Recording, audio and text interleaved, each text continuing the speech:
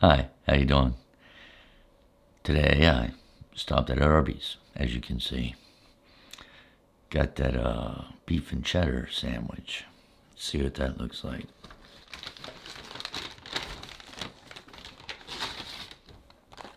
Oh, curly fries too.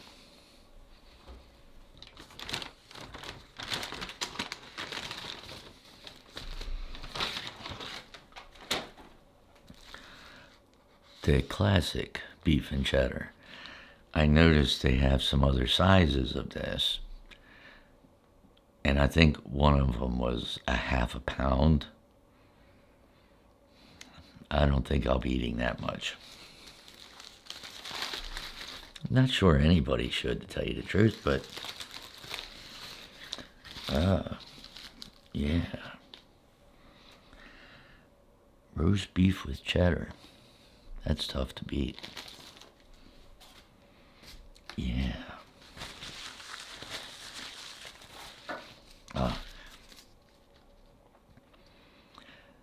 This was something new I noticed on the drink menu. Strawberry lemonade. Now, I like lemonade, and I really like strawberries. This ought to be good. Yeah. We're going to find out.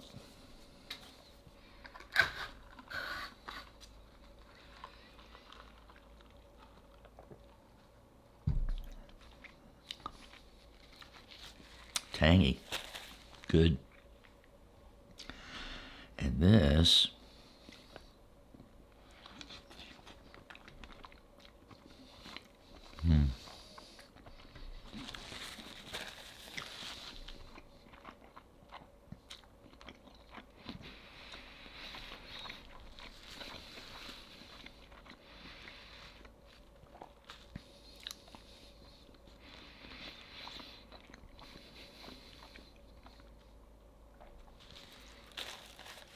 yeah. Tough to go wrong with roast beef and cheddar cheese. And even this bun has onion on top of it. That's pretty tasty. Yeah.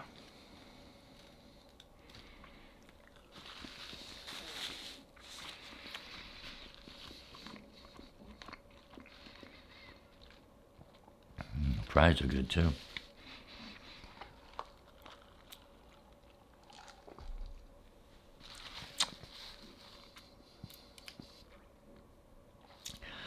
So I was driving along the other day, and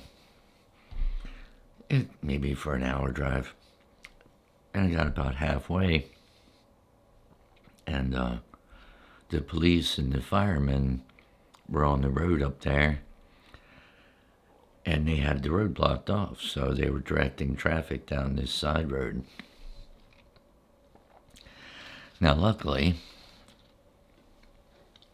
it wasn't a big deal because I had my GPS turned on.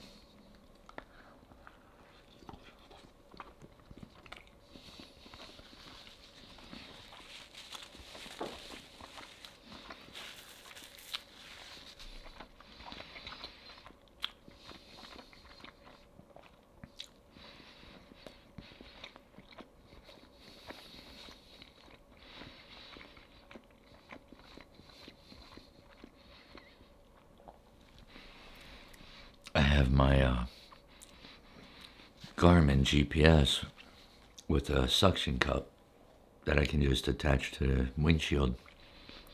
And then you just plug it into the cigarette lighter. And I keep that on all the time. Because, of course, I'm not going to bother to unplug it every time I need it or stop the car.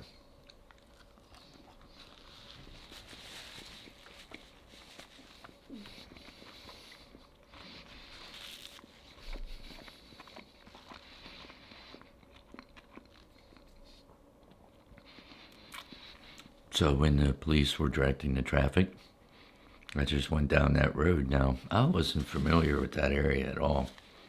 I didn't know where I was. But my GPS auto corrected. It said finding route, navigating to such and such a place.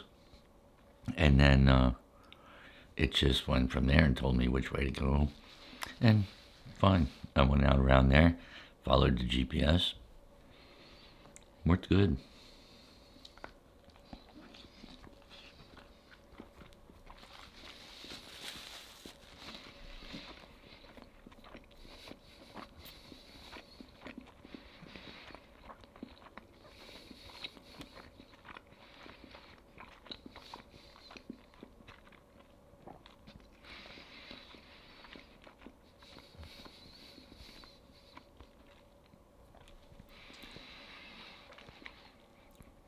Then I started thinking about how did I do this before?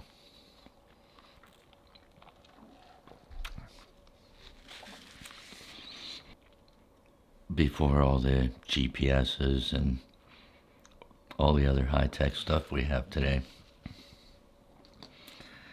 Yeah, because if you got diverted off of a road back then in the past, you didn't know where you were going.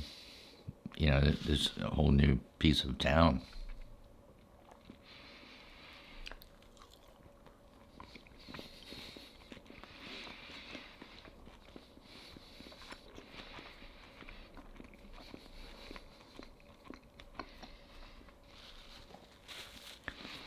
So then you had a couple of choices in the past.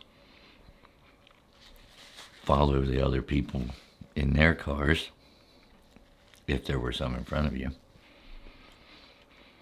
And they may or may not know the way out around this detoured area.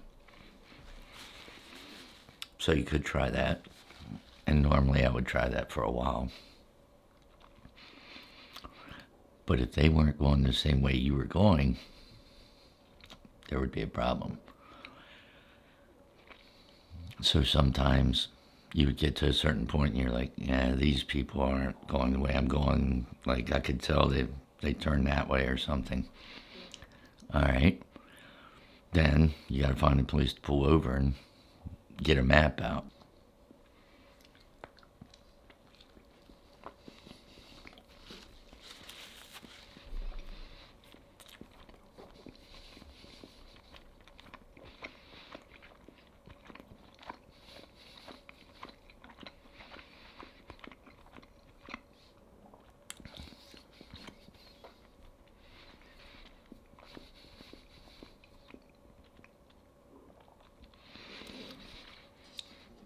Then I started wondering, how many people carry maps in their glove box today? I imagine it's not too many. But back then, you could always count on the glove box having a stack of maps, because wherever you went to, you had that map for that area. So even if I went to a different state, say it's a state or two away, and I needed a map to get to a specific spot, you could stop at a gas station or a convenience store and buy a map for that area. Well, over time, your glove box would get a stack of these maps. And then back in the trunk, I always kept an atlas in case you were traveling to a different state that you hadn't been to before. The atlas would show the main roads, like all the main highways and some of the main divider roads or roads leading into bigger cities, stuff like that. So you could get an idea of where you needed to be by the atlas.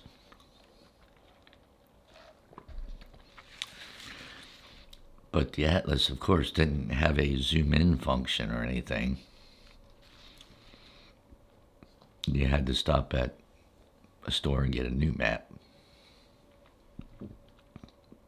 a local map that had the zoomed in part of the bigger atlas.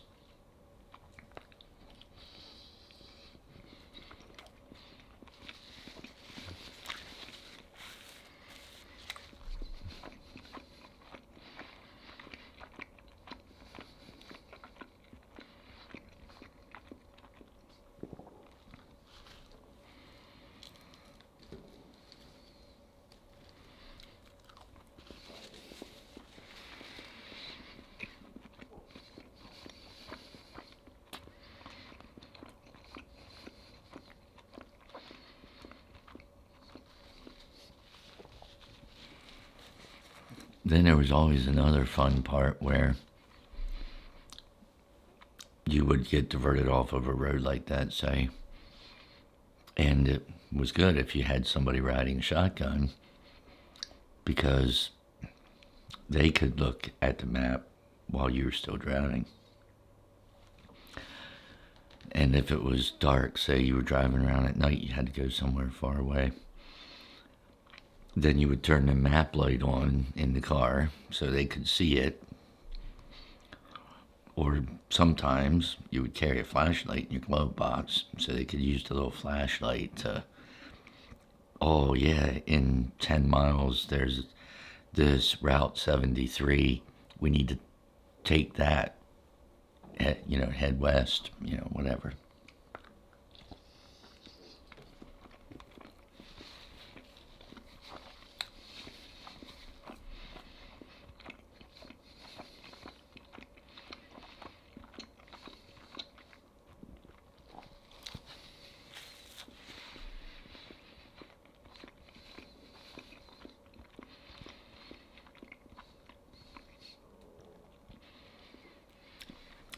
But before you were going to take a big trip, you would get your maps and stuff while you were still at home getting ready.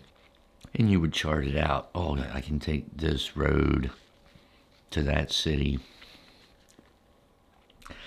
And the scale on the atlas, you could tell like how many miles it was. Stuff like that. And you'd write everything down with pencil and paper. So, you had it. And you would do all this before you started the trip.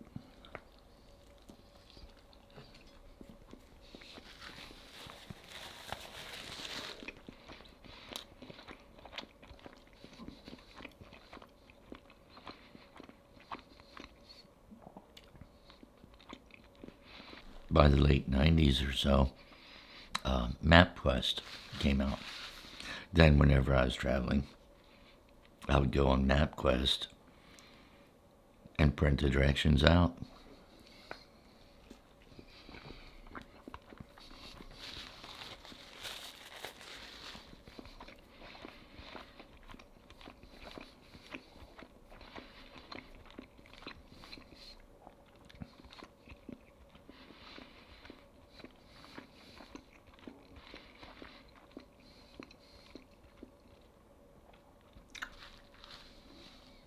And with MapQuest, it has the,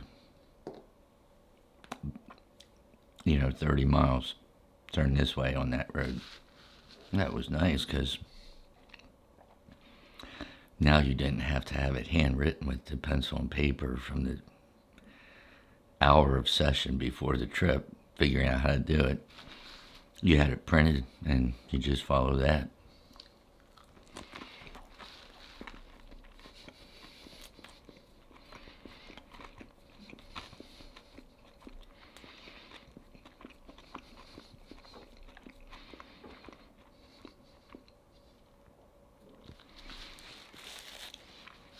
And that, like I say, that was around the late 90s or so. And then by 2006, 2007, these companies came out producing GPSs. That was a big benefit.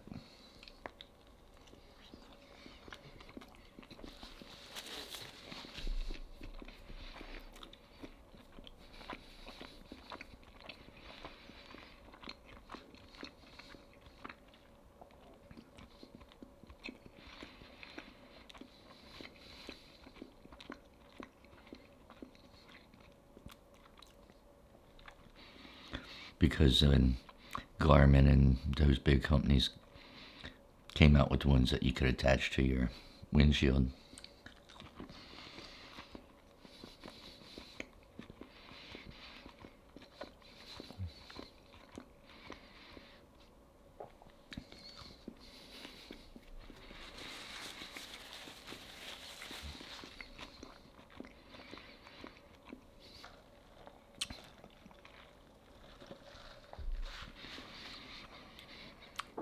Yeah, then it wasn't long after that, and the car manufacturers started building them into the car, so they'd be right there with your stereo system and stuff built into the car.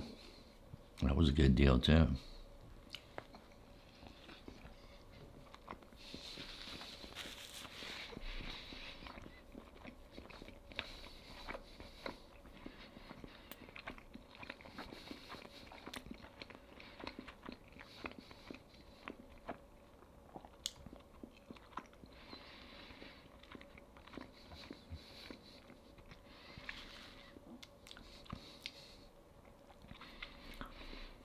At least you didn't have to get the map and the atlas out.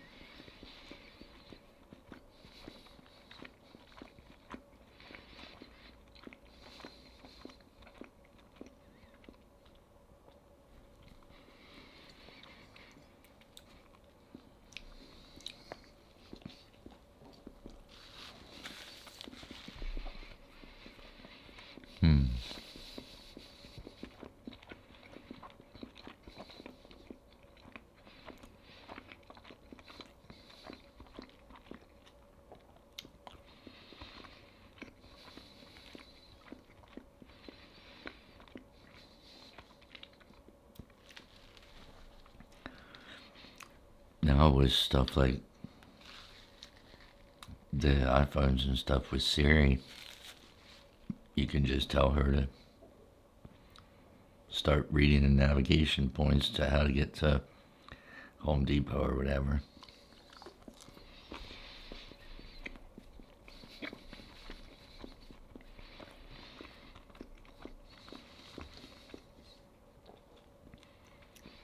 Those fries aren't bad, I must say.